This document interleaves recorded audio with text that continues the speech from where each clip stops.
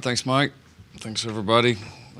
Glad we had a reason to come reconvene here today. That's always a good thing to obviously be in the championship game. Excited to be back. Going to Arlington, getting ready to play a really, really good Baylor team, as we know. Yeah, it's been fun the last couple of years. The difference in having the championship game versus not, and I think we all understand why. Big 12 made the decision to go to it. I think there's been a lot of positives, a lot of advantages. Great game, obviously a great venue to play in, and two really, really good football teams getting ready to go at it, like it should be. And I think very fitting for the Big 12, the kind of year that the league has had, how strong the league has been. Very fitting to have, two good teams, here at the end of this thing to duke it out. So we're excited to get down there and play. Our guys are very excited to be back in this game and also have a lot of momentum after these this closing stretch of wins. Like I said the other night, excited about a lot of things we did against Oklahoma State. Did a lot of good things really on all three sides. Certainly not perfect. Still know there are best games out there, and we're still chasing that.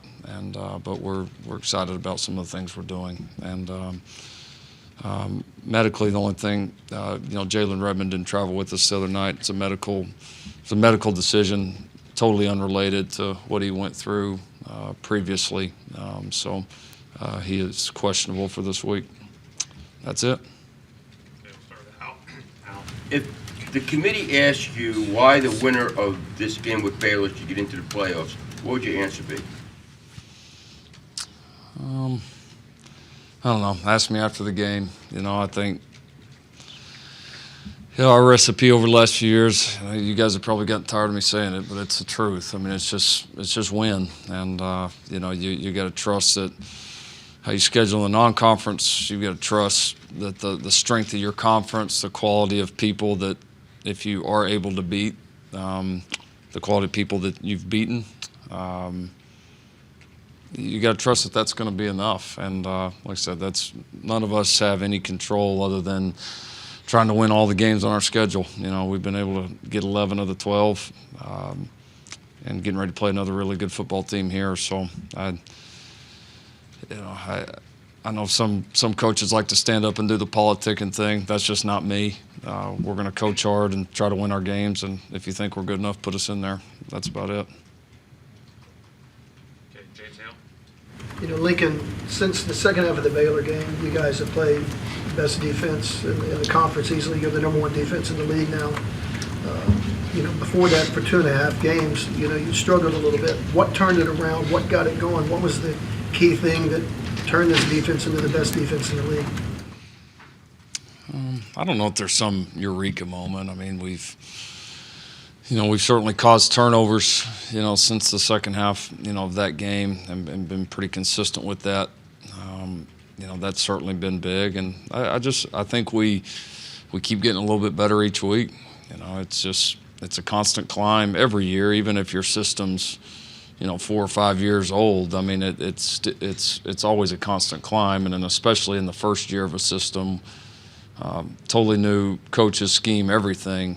It takes time, and if you're coaching it the right way, and if your players are responding the right way, then it should get better. And our guys have bought in, and we're certainly, look a lot different than we did even early in the season when we were, when we played well too. So we're getting better, and we've adapted to ways that people have attacked us, and young guys have continued to grow and evolve, and I give our staff a lot of credit. Dean, Linus.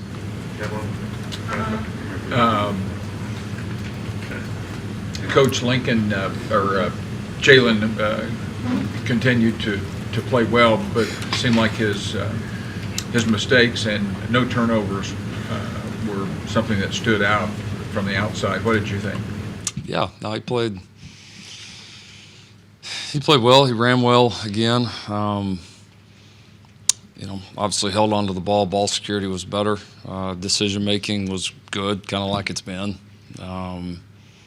Threw the ball a little bit better, which was than he did. I mean, TCU was kind of the one the one exception. He's thrown the ball extremely well all year and was just slightly off in the TCU game. Other than that, he's thrown it well, and he threw it really well in very, very challenging conditions the other night too. So, yeah, was very much in control and poised and confident, played extremely well. Eric Bailey. Lincoln, how do you guard yourself against overanalyzing that first game? You got a lot of film, a lot of things to look at, but is it important not to put too much weight in that, or do you use it to an extreme almost? Everybody's different. You know, these games the last few years have probably helped us in that, you know, guys that have been in college, you don't normally play the same opponent, you know, twice in the same year, and that felt very different, you know, for TCU a couple of years ago. I mean, very, very different. Now it feels more regular, so I'm glad our team's done well enough that it feels regular. And so, yeah, I mean, I think it's not a whole lot different than studying a team from the past, this or that. I mean, it's you know, that's kind of the back and forth you always go through as coaches, is, you know, how much to analyze, how much to scheme, how much not to. That's kind of the fun in it. And but it is a little bit of a new dimension with the second game, and, you know, thankfully our staff has had a lot of good experience there. Ryan Aber. Lincoln, since missing the first meeting between these teams, CD, we haven't seen the level of explosive plays. I know part of that goes the way y'all are running the ball, but how is his health right now, and also how has he handled things mentally, being in, I don't want to say a different role, but just, you know, not being as involved as he was early in the season? His health's fine. Yeah, he's been fine. You know, he's handled things well. You know, he's been through a bunch of these battles. You know, and he understands. I know we've said it a bunch this year. It's really the same answer when you guys asked me about the running backs before. I mean, you're going to have games where you get really involved and games where it just doesn't find its way your way. I mean, that's just the nature of playing this game and being an offensive skill player. You know, where other than the quarterback, all these other guys are dependent on how the game goes on and other people at times for their opportunities. So, I mean, he's still a guy. Obviously, we want to continue to get involved, but he's handled it well. Our whole team's handled it well. Those things have probably been bigger stories on the outside than they've honestly been within our walls. Brandon Drum. Hey, Lincoln, you guys played an epic game a couple weeks ago. How much emphasis do you put on, you know, the first half and then comparison to the second half when watching the film? I mean, you split it up. How much emphasis do y'all put on that? Yeah, I mean, this is a different game. You know, everything is different about this game. I mean, it's not a road game for us. It's not a home game for them. Championship games are different. They feel different. Everything about them is different. And so, yeah, I mean, our focus has got to just be on this one, and you know, how we can play our very best. And we know we're going to have to play well to beat Baylor. I mean, they're a darn good football team. They played well, you know, studying them up until our game, and then obviously they played extremely well after. And so, you know, we realize the challenge it's going to be, but it's going to be its own game for sure. John Hoover. Lincoln, you mentioned the defensive buy-in earlier. I asked Kenneth about that. I said, was it across the board? Did you guys buy in? And I asked him if you were surprised that it happened so fast. And he took us another step further and told us about a conversation he had with you when you brought in, you know, defensive coordinator change and changes in the staff. He talked about a conversation he had with you and how he put his trust in you, that you were making the right call. Mm-hmm. He was buying in automatically. Did you have that with everybody, that conversation on the defense? Did you pick a couple of leaders, or? Not every single person individually, but I think that message was sent, you know, that, you know, look, if you don't, I can promise you this, if you don't buy in, it's not going to work. I mean, period. That's the one thing I can promise you. You know, if you do buy in, it gives us a chance. And then it goes to, you've got to trust us that we're bringing in the right people. You don't know these guys. You know, you've never met them. They didn't recruit you. You don't know them. But if you will trust them, I think you'll see what we see. is that we've got a great group coming in here and something we think can be very, very special on that side of the ball. And but I do remember specifically telling them I could go bring in Vince Lombardi himself, and if you guys don't believe in it, it's not going to work. I mean, it's got to be. Your buy-in is just as important, if not more, than who we bring in. And if we get it right and you guys buy in and we do bring in the right person, then it's going to get pretty fun. And to that extent, how impressed or maybe surprised on your part are you that it has occurred like this, that you guys, defensive rankings have shot up and all that stuff? I'm excited about it. I'm not surprised about it. Our guys have done a good job, and it's not been overnight. I mean, it's been a process. There's been growing pains. There's been bumps in the road. I mean, there always is. And but our guys have stayed true to it, and we've especially done it in key moments in big games. And that's to be able to do that kind of early in this, kind of defensive regime and kind of this new era defensively here is exciting to see. We'll go to George Stoya. Coach, I know you don't like to get too into specifics on plays, but the trick play, the reverse pass back to the quarterback, you've run that a few times now, going all the way back to the Rose Bowl. What exactly inspired that play, and then what is it about Nick Bascom that you trust him? He seems to be the guy that's always throwing it on the receiver passes. Well, Bascom, he plays a lot for us, and just we've got several guys we trust on that, but he's certainly towards the top of the list. Has always thrown the ball well and made good decisions. Just something we had it for a couple weeks and just kind of been looking for the right time, and just everything lined up where we thought it was the right play at the right time. Another volunteer. Lincoln, Matt mentioned something on the Big 12 call this morning that considering what the Big 12 has with the schedule and the rematch, that he feels like that champion ought to play for the college football playoff every year. Is he onto something there? Do you feel like the Big 12 should be given some special consideration based on the layout?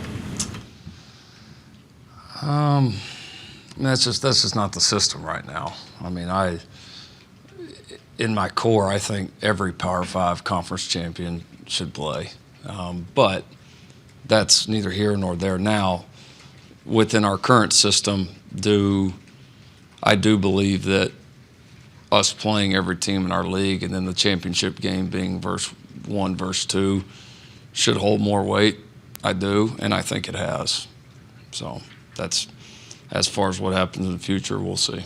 I was curious about one more thing. When you guys as coaches go back and watch game film and you see maybe what you perceive as negative body language, how do you coach that up and try and correct that after games? And how much do you chalk it up to there's a lot of emotion in a football game? Like, how do you tell the difference between what's bad and what's just part of the emotion of a football game? I think you got to know your players. You got to know them, and is this something different from the way they carry themselves on a daily basis or normally in a game? I mean, you get all the time that if something doesn't go right, guys are maybe not be jumping up and down. You understand that, but we've really emphasized it a lot the last few weeks. If you looked at our sideline the last few weeks, you see a ton of positive body language, and I don't think it's a coincidence with the way we've played, the way we've been able to play when games have gotten tight.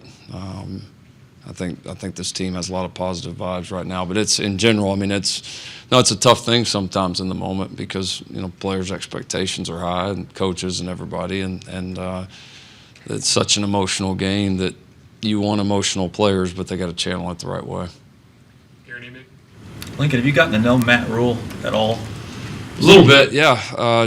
Just some conversations before games, and then certainly at the coaches' meetings the last few years. Like him, real personable guy. Seems like a really good family guy too. So I've always enjoyed visiting with him. We've had good conversations, and he's obviously been a big positive for Baylor, for this league, and seems like he's really done a good job. Kind of not being from this area, coming down and just like anybody that moves kind of a new part of the country, world, whatever it is, he's done a great job, I think, adapting and has a really good way about him.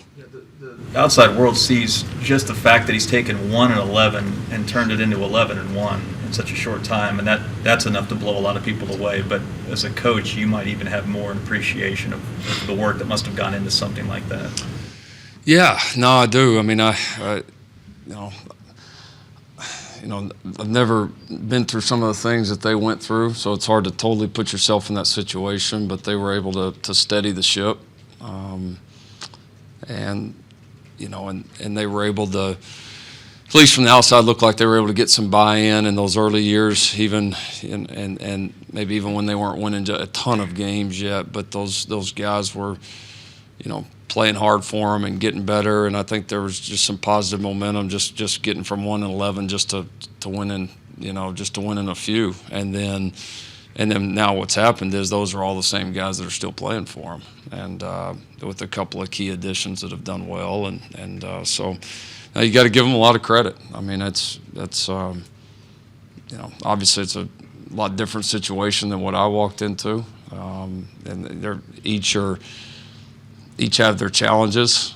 You walk into 1-11, then winning 3 is a positive. If I'd have won 3 my first year, that would also been my last year. And so, I mean, they're all challenging, but what he's done, what that staff's done there, it's been great for this league, and I have a ton of respect for them. Okay, we'll go to Bob Brisbillo. Yeah, Lincoln, you start off, and it's great to be here. So that means you're not on the road yet, which you're used to. But with the schedule being 1 week late, Yeah. how much crazier or how much tougher does that make that heading into signing day? Yeah, it's tough. We knew this was coming. We even petitioned NCAA league, all that, a while back, trying to, thinking if you get qualified for your conference championship game, you ought to trying to get 1 or 2 more days recruiting, maybe even like that Sunday. I'm sure all the teams that didn't think they were going to be in the conference championship voted it down. So, I think we had support for 10 teams. The other 50 didn't agree. Imagine that. Yeah, it is. It's challenging. It's not good. It's not good for the sport. It makes zero sense. That you qualify for your championship game, but you're penalized in maybe the most important recruiting point of the year. So now we'll get some. The positive is, hopefully those players know why we're not on the road as much. We're going to be out bits and pieces this week, but hopefully they know why we're out there, and at least they'll be watching us on Saturday, which is a good thing. So we'll deal with it. It's kind of the way the calendar fell, but I do believe this will be. It'll fall like this again at some point, and it is going to be something we're going to need to discuss, because having 1 week to be on the road before signing day is not, it's not ideal. Cliff Brent. Yeah, Coach, what if anything impressed you most about Charlie Brewer the first time you guys played him, and what have you seen since then that concerns you going into this weekend? I think he's a really tough kid. On top of being obviously very talented player, but I think a real tough kid. Seen him get hit a lot and gets back up. So I think brings toughness to the position, which I think is always a huge key at that position. And then I think he's developed. I mean, he's grown through the years, and he's throwing the ball well. He's an athletic guy back there, a competitor. Comes from a great line of really, really good quarterbacks, as we all know. So he's done a tremendous job leading the team. Okay, let's go to Jason Kersey. Yeah, Lincoln, you guys had a lot of success with the play the other night, pulling the guard and the tackle. I'm just wondering, and I know you don't like to get into strategy stuff much, but can you quantify how difficult something like that is from a precision standpoint, especially when you have a new offensive line who haven't played together, and a guy like RJ who hadn't been with these guys at all until the summer? Yeah, it's extremely difficult. It's you could sit up here for hours just talking about that one play. I mean, it is. It's tough, but it's been a good play for us over the last few years, and we've worked hard at it. It's something that we're pretty bought in with. It's not one of those plays you can just halfway do. You're either all in or not. I could use the Mike Leach bacon, chicken, egg thing right there, but I'll stay away from that. Only one can do that. But no, yeah, it's been a successful play for us. Our backs have done well, and this young O-line's getting better at it. Is that something that you weren't able to do as much earlier in the season because of that, the O-line coming together? Or? I wouldn't say that. I don't know that I would go that far. Just, week to week kind of changes for us, as we grow and evolve. But it was good for us the other night. Barry Trammell? Yeah, Lincoln, on the Basquin play, I think it was 2nd and goal from the 4. Mm-hmm. And then later in the game, on the other end, on 1st and goal from the 4, you ran a reverse with CD. How much of that is just thinking, let's get in the end zone any way we can, and we think we can do it here? And how much of that is just screwing with Baylor, giving them stuff to them? Because it seemed like if you hand the ball to Kennedy Brooks a couple of times, you're going to get in the end zone. Yeah. No, nothing, honestly, nothing for Baylor or any other future opponents. I mean, just in that moment, just trying to win, trying to just do simply what you think is best. And we've, with the way we've been running the ball, it's exciting because we've been able to do some good things. Line of scrimmage, backs are running well, and then we still got some exciting guys on the perimeter that can make you pay too. So, reverse should have scored too. I screwed up and had Rambo block the wrong guy. But yeah, no, I mean, I just don't ever want people to be able to tee off on us, and so we try to be, multiple here and there, and thought we had some good opportunities at it the other night. I don't know if you call it the Philly special, but is that... They call it the Sooner special. Is that a play that works particularly on the goal line? Is that something you could try at the 50 and it would do? Yeah, we threw one to Jalen, I think, a little bit further out against Kansas maybe this year, so yeah, I mean, it just, plays like that, there's so much to it. I mean, your skill set, what they do defensively, the timing, I mean, there's a lot that's got to be right for those to work. So like everybody says, when they work, they look great. When they don't, they look like a disaster. So there's normally no middle ground with those. There's no dirty 3-yard gains on those. It's awesome or awful. Back left to Daniel Dwyer. Lincoln, you talked about how these games are playing in these championship games are starting to feel more regular for you guys, which is obviously a good thing. But does the mindset, is it a little different this year? Because you guys were kind of how Baylor is coming into this one, losing the regular season contest last year, and then getting the upper hand, winning it in the championship. Does the mindset change a little bit for you guys at all this year heading in, knowing that you took that regular season contest? I don't think so. I mean, the year before we'd beaten TCU here, and then then played them again, and so we've been on both sides. And I don't remember last year feeling much different because of that. Even the lead up to the game against Texas last year, there wasn't a whole lot of talk about the first one. It was just trying to focus on just playing our best ball, and and then trusting in the end that would be enough. And so I think that's key. I mean, I think. Again, it is a new game. It's a different game, and there'll be different bounces of the ball. It'll unfold differently, and you just got to be ready to go play your best. Coach, Boogie Radley-Hiles appears to have just gained by leaps and bounds. Can you explain why? I assume some's the coaching, some's him. Yeah, combination of all. He developed physically. The offseason was really good for him. Coach Grinch has done a great job with him. He's really fit into what we're doing and responded to the way that Alex has coached him. And then I think some of it is just growing up, maturing, going through. He had a lot of great moments for us last year, a lot of tough moments for us last year. When you play a freshman as much as he played last year, that's normally going to be the case. And he's grown from it. He's learned. He's got a much better feel, I think, for what it takes to be a really good player at this level, and the fine line between looking great and looking very average, and just how hard it is each and every day. And you got to have that appreciation. And a lot of times the best way for him to learn that is to go through some growing pains. So he's come out of it well and he's played well the majority of the season and really had a good stretch here the last several games. Okay, left side, Ivan Mazel. Lincoln, there's some coaches that would not, that when they play poorly, they don't look at the tape. They just let it lie. Did you watch the first half of the Baylor game any differently, knowing you were probably going to play them again, or did it matter at all that you had?